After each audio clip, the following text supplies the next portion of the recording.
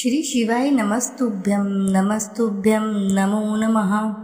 नमस्कार प्रिय भक्तगणों, स्वागत है आप सभी का। आप सभी को भौम प्रदोष की हार्दिक शुभकामनाएं। आज श्रावण मास का भौम प्रदोष है। भौम प्रदोष भगवान भोलेनाथ को समर्पित होता है। आज मंगल प्रदोष है। जो प्रदोष व्रत मंगलवार के दिन पड़ता है उसे भौम प्रदोष या मंगल प्रदोष व्रत कहा जाता है। आज के दिन भगवान भोलेनाथ की पूजा अर्चना करने से साधक के सभी मनोरथ शीघ्र ही पूर्ण होते हैं। साथ ही उनकी अनुकंपा से जीवन से दुख दरिद्रता का निवारण होता है। तो आइए ध्यान लगाकर रसपान करेंगे श्रावण मास में भौम प्रदोष की पावन एवं पुण्य फल देने वाली व्रत कथा। आज के दिन इस कथा का रसपान किया जाता है। कथा इस प्रकार है। गर्गाचार्य ने कहा, हे महामते, आपने शिव शंकर प्रसन्नता हेतु समस्त प्रदोष व्रत का वर्णन किया। अब हम प्रदोष की विधि सुनने की इच्छा रखते हैं, सो कृपा करके हमें सुनाइए। तब सूत जी बोले, हे ऋषि, निश्चयात्मक रूप से आपका शिव पार्वती के चरणों में अत्यंत प्रेम है। मैं आपको त्रयोदशी की व्रत विधि बतलाता हूँ, सो ध्यान से सुने।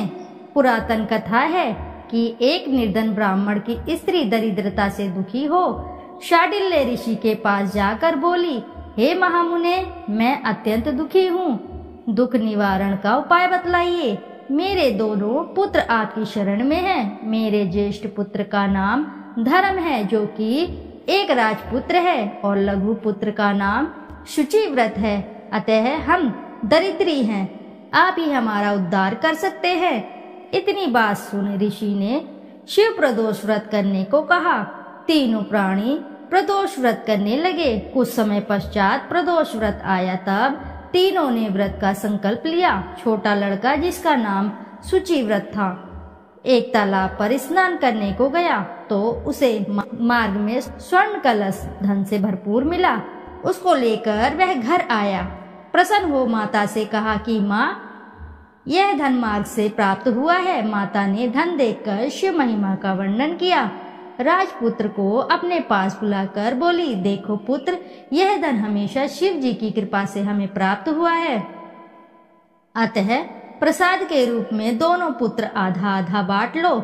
माता का वचन सुन राजपुत्र ने शिव पार्वती का ध्यान किया और बोला, पूज्य, यह धन आपके पुत्र का ही है, मैं इसका अधिकारी नहीं हूँ। मुझे शंकर भगवान और माता पार्वती जब देंगे तब लूंगा।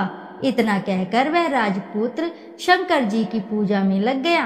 एक दिन दोनों भाइयों का प्रदेश भ्रमण का विचार हुआ। वहाँ उन्होंने अनेक गंधर्व कन्याओं को क्रीड़ा करते हुए देखा। उन्हें देख शुचिव्रत ने कहा, भैया, अब हमें इससे आगे नहीं जाना चाहिए। इतना कह शुचिव्रत उसी स्थान पर बैठ गया। परंतु राजपुत्र अकेला ही स्त्रियों के बीच में जा पहुंचा। वहां एक स्त्री अति सुंदरी राजकुमार को देखकर मोहित हो गई और राजपुत्र के पास पहुंचकर कहने लगी कि हे सखियों, इस वन के समीप ही जो दूसरा वन है, तुम वहां जाकर देखो। भांति भांति के पुष्प खिले हैं, बड़ा सुहावना समय है। उसकी शोभा देखकर आओ। मैं यहाँ बैठी हूँ, मेरे पैर में बहुत पीड़ा है। यह सुन सभी सखियां दूसरे वन में चली गई। वह अकेली सुंदर राजकुमार की ओर देखती रही। इधर राजकुमार भी कामुक दृष्टि से निहारने लगा। युवती बोली, आप ही कहाँ रहते हैं? वन में कैसे पधारे? किस राजा के पुत्र हैं? आपका क्या नाम है? राजकुमार बोला, मैं विदर्भ नरेश का पुत्र हूँ। आप अपना परिचय दें। युवती बोली, मैं विद्रविक नाम गंधर्व की पुत्री हूँ। मेरा नाम अंशुमति है। मैंने आपकी मन स्थिति को जान लिया है कि आप मुझ पर मोहित हैं। विधाता ने तुम्हारा संयोग मिलाया है। युवती ने मोतियों का हार राजकुमार के गले में डाल दिया। राजकुमार हार को स्वीकार करते हुए बोला कि हे भद्रे, मैं आपका प्रेमोपहार स्वीकार कर लिया है, लेकिन मैं निर्धन हूँ। राजकुमार के इन वचनों को सुनकर गंधर्व कन्या बोली कि मैं जैसा कह चुकी हूँ वैसा ही करूँगी। अब आप अपने घर को जाएं। इतना कहकर वह गंधर्व कन्या सखियों से जा मिली। घर जाकर राजकुमार ने शुचिव्रत को सारा वृत्तांत कह सुनाया। जब तीसरा दिन आया तब वह राजकुमार शुचिव्रत को लेकर उसी वन में जा पहुंचा। वहीं गंधर्वराज अपनी कन्या को लेकर आ पहुंचा। इन दोनों राजकुमार को देख आसन देके कहा कि मैं कैलाश पर गया था। वहां शंकर जी ने मुझसे कहा कि धर्मगुप्त नाम का राजपुत्र है जो इस समय राज्य विहीन निर्धन है, मेरा परम भक्त है। हे गंधर्वराज, तुम उसकी सहायता करो। मैं महादेव की आज्ञा से इस कन्या को आपके पास लाया हूँ, आप इसका निर्वाह करें। मैं आपकी सहायता कर आपको राजगद्दी पर बिठा दूंगा। इस प्रकार गंधर्वराज ने कन्या का विधिवत विवाह कर दिया। विशेष धन और सुंदर गंधर्व कन्या को पाकर राजपुत्र अति प्रसन्न हुआ। भगवान की कृपा से वह समयोपरांत अपने शत्रुओं का दमन करके राज्य को भी सुख भोगने लगा। इति शुभम। प्रेम से बोलिए प्रिय भक्तगणों, जय श्री शंभुनाथ की जय। आइए अब करते हैं शिव चालीसा। दोहा। श्री गणेश गिरजा सुवन मंगल मूल सुजान, कहत अयोध्या दास तुम देहु अभय वरदान। जय गिरिजापति दीन दयाला, सदा करत संतन प्रतिपाला। भाल चंद्रमा सोहत नीके, कानन कुंडल नागफनी के। अंग गौर शिर गंग बहाए, मुंडमाल तन छार लगाए। वस्त्र खाल बागंबर सोहे, छवि को देख नाग मुनि मोहे। मैना मातु कीन्ह दुलारी, बाम अंग सोहत छवि न्यारी। कर त्रिशूल सोहत छवि भारी, करत सदा शत्रुन क्षयकारी। नंदी गणेश सोहे तमस कैसे, सागर मध्य कमल हैं जैसे। कार्तिक श्याम और गण राउ, या छवि को कही जात न काऊ। देवन जब ही जाए पुकारा, तब ही दुख प्रभु आप निवारा। किया उपद्रव तारक भारी, देवन सब मिली तुम ही जुहारी। तुरंत षडानन आप पठायु, लव निमेष महामार गिरायु। आप जलंधर असुर संहारा, सुयश तुम्हार विदित संसारा। त्रिपुरासुर सन युद्ध मचाई, सबहि कृपा कर लीन बचाई। किया तपहि भागीरथ भारी, पूरब प्रतिज्ञा तसु पुरारी। दानिन मह तुम समको नाही, सेवक स्तुति करत सदाही। वेद नाम महिमा तब गाई, अखत अनादि भेत नहीं पाई। प्रकट उद्यति मंथन में ज्वाला, जरे सुरासुर भये विहाला। कीन दया तम करी सहाई, नीलकंठ तब नाम कहाई। पूजन रामचंद्र जब कीन्हा, जीत के लंक विभीषण दीना। सहस कमल में हो रहे धारी, कीन्हा परीक्षा तबहि पुरारी।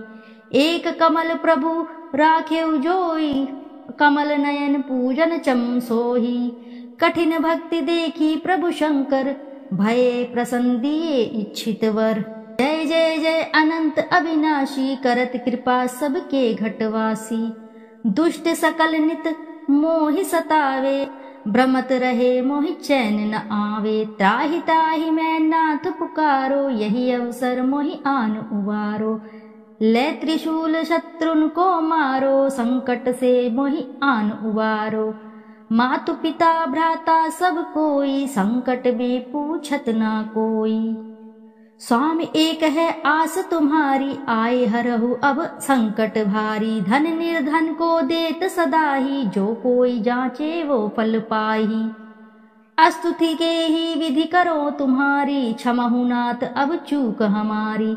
शंकर हो संकट के नाशन, मंगल कारण विघ्न विनाशन। योगी यति मुनि ध्यान लगावे, नारद शारद शीश नवावे। नमो नमो जय नमः शिवाय, सुर ब्रह्मादिक पार न पाए। जो ये पाठ करे मन लाई, तापार होत है शंभु सहाई। ऋनिया जो कोई हो अधिकारी, पाठ करे सो पावन हारी। पुत्रहीन कर इच्छा कोई, निश्चय शिव प्रसाद तेई होई। पंडित त्रयोदशी को लावे, ध्यान पूर्वक होम करावे। त्रयोदशी व्रत करे हमेशा, तन नाही ताके रहे कलेशा। धूप दीप नैवेद्य चढ़ावे, शंकर सम्मुख पाठ सुनावे। जन्म जन्म के पाप नसावे, अंतवास शिवपुर में पाए। कहे अयोध्या आस तुम्हारी, जनी सकल दुख हरहु हमारी। दोहा। नित्य नेम कर प्राते ही, पाठ करो चालीसा। तुम मेरी मनोकामना, पूर्ण करो जगदीशा। मगसर छठी हेमंत ऋतु, संवत 64 जान। आज स्तुति चालीसा, शिवहि पूर्ण कीन कल्याण। प्रेम से बोलिए प्रिय भक्तगणों, जय शिव शंभुनाथ की जय। प्रिय भक्तगणों, आइए अब करते हैं भगवान शिव जी की आरती। कर्पूर गौरम करुणावतारम, संसार सारम भुजगेन्द्रहारम। सदा वसंतम हृदयहिर्विन्दे, भवं भवानी सहितं नमामि। जय शिव ओंकारा, हर ओम शिव ओंकारा। ब्रह्मा विष्णु सदा शिव, अर्धांगी धारा। ओम जय शिव ओंकारा। एकानन चतुरानन पंचानन राजे, हंसानन गरुणासन वृषवाहन साझे। ओम जय शिव ओंकारा। दो भुज चार चतुर्भुज, 10 भुज अति सोहे। तीनों रूप निरखता, त्रिभुवन जन मोहे। ओम जय शिव ओंकारा। अक्षमाला वनमाला ऋणमाला धारी, चंदन मृद मग सोहे। भाले शशिधारी। ओम जय शिव ओंकारा। श्वेतांबर पीतांबर बाघांबर अंगे, सनकादिक ब्रह्मादिक भूतादिक संगे। ओम जय शिव ओंकारा। प्रभु जय शिव ओंकारा।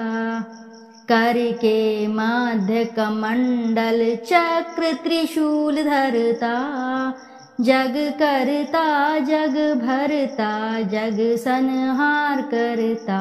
ओम जय शिव ओंकारा। ब्रह्मा विष्णु सदा शिव, जानत अविवेका।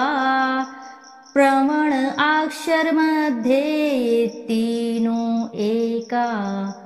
ओम जय शिव ओंकारा। काशी में विश्वनाथ विराजत, नंदी ब्रह्मचारी। नित उठी भोग लगावत, महिमा अति भारी। ओम जय शिव ओंकारा। त्रिगुण शिव जी की आरती, जो कोई नर गावे। कहत शिवानंद स्वामी, मन वांछित फल पावे। ओम जय शिव ओंकारा। जय शिव ओंकारा। हर ओम शिव ओंकारा। ब्रह्मा विष्णु सदा शिव, अर्धांगी धारा। प्रभु अर्धांगी धारा, प्रभु अर्धांगी धारा। ओम जय शिव ओंकारा। प्रभु जय शिव ओंकारा। प्रेम से बोलिए प्रिय भक्तगणों, जय शिव शंभुनाथ की। प्रिय भक्तगणों, यदि आपको कथा अच्छी लगी है तो वीडियो को जरूर लाइक करें, साथ ही चैनल को सब्सक्राइब करें और एक बार अपनी सच्ची श्रद्धा से कमेंट बॉक्स में जरूर लिख दें, हर हर महादेव, जय भोलेनाथ। फिर मिलते हैं आपसे अगली कथा में। जब तक के लिए नमस्कार श्रोताओं।